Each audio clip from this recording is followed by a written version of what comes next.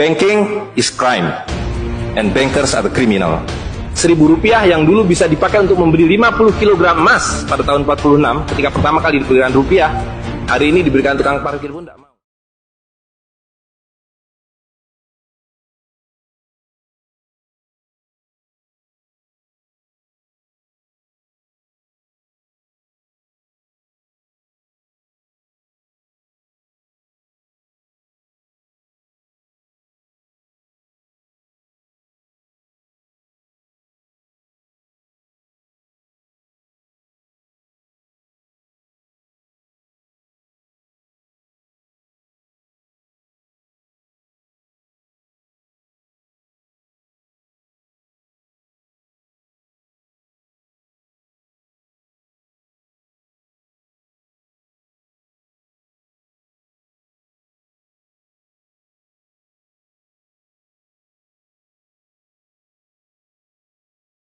Apa mereka bilang? Apa mereka bilang? Ini kertas funny, this is funny paper, gak laku. Tapi siapapun datang ke Ternate dengan $100, you punya cengkeh, berikan pada saya. Saya mau beli, you punya Coca-Cola, tapi saya minta 1 truk. Apa yang kita lakukan? Kita berikan Coca-Cola 1 truk karena mereka bilang, mereka bisa yakinkan kita selembar kertas mereka 10.000 kali lipat dari lembar kertas kita. Dan mereka bilang, kita punya kertas tidak laku, mereka punya kertas laku di seluruh dunia. Betul nggak? Dengan cara itulah seluruh cengkeh Ternate habis, pala Ternate habis, seluruh kekayaan Ternate habis, hanya diganti dengan byte komputer. Dengan cara itulah kemiskinan dan pemiskinan dilakukan oleh para bankir. Jadi banking is crime and bankers are the criminal. Kalau kita tadi punya uang 100.000, di sini ada 1 handphone, maka berapa harga handphone ini? Ceteris paribus kata ekonom. Maka harga handphone ini ada 100.000, ya kan? Tapi ketika ini digelembungkan menjadi 2 juta, sementara sumber daya alamnya tetap, berapa harga handphone ini? Menjadi 2 juta. Dan itu mereka bilang inflasi. Jadi inflasi adalah kebohongan. Karena uang kertas adalah penipuan, worthless, no value, dicetak makin banyak, nilainya merosot. Bebeknya mah tetap, cengkehnya tetap, palanya tetap, tapi nilai uang yang merosot. Semakin besar uang Anda bukan semakin kaya. Semakin uang besar Anda berarti semakin miskin. Bisa diikuti? Maka ketika terjadi krismon, rupiah makin tidak laku, harus dibikin uang 100.000. Dan sekarang uang 100.000 sudah mulai tidak laku. Ibu-ibu sudah komplain kalau pergi ke pasar dengan 100.000. Betul nggak, Bu? Sudah tidak bisa beli apa-apa ini. Maka mereka dua pilihannya. Pilihan pertama adalah mereka akan mencetak uang 200.000, 500.000. Tapi tidak mungkin, komputer sudah nggak bisa menghitung, kalkulator nggak bisa menghitung, hang, terlalu banyak nolnya. Pilihan kedua adalah digunduli nolnya, redenominasi.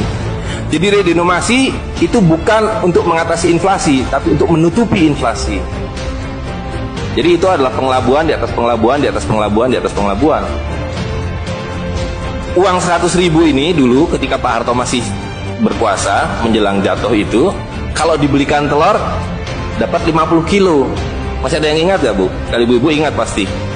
1 kilo telur harganya 2.000 rupiah.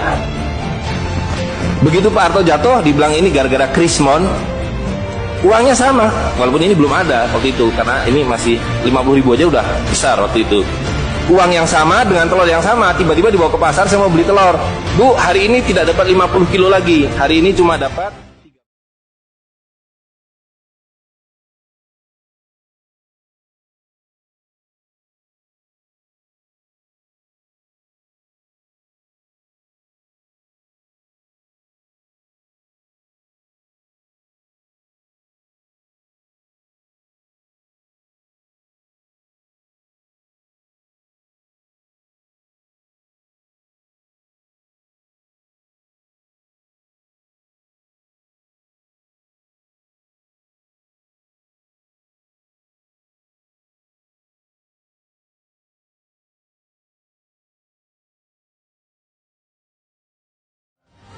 you boleh merdeka, tapi you miskin.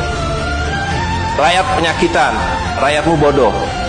Tapi jangan khawatir, saya punya uang. Sekolahkan rakyatmu, bikin pembangunan, saya kasih utang. Iya kan? Nah, jadi tugas pemerintah itu, republik, adalah satu, mengambil hutang dari bank, menghabiskan utang itu melalui apa yang disebut APBN. Lalu dulu mereka tanya, jadi bagaimana saya membuat APBN? Jangan khawatir, sekolahkan anak-anak pintar kamu ke Berkeley, ke Chicago, ke Harvard. Mereka dididik untuk membuat pembangunan. Lalu dikasih paket hutang dan diajari kalau nggak bisa kirim konsultan seperti John Perkins dan sejenisnya. Lalu ada satu pertanyaan, bagaimana kami membayar hutang kami kalau begitu? Mereka bilang, you punya 200 juta rakyat, pajaki rakyat kalian. Pajaki rakyat kalian. Kalian punya pala, punya cengkeh, habisi hutang kalian. Karena you membayar hutang. Kalau kita hutang 5 miliar dolar setiap tahun, apa mereka kasih berkoper-koper dolar? Apa yang mereka kasih ke kita? Mereka hanya mengetik di komputer 5 miliar dolar, ting, masuk ke Bank Indonesia. Nanti Bank Indonesia tinggal kirim ting ke Bappenas, Bappenas ting ke departemen-departemen itu. Tapi ketika kita mau membayar hutang mereka, bisa kita mengetik di komputer 5 miliar dolar, ting, dibiarkan ke Bank Dunia? Gak bisa, you mesti punya devisa. Dari mana kayu punya devisa?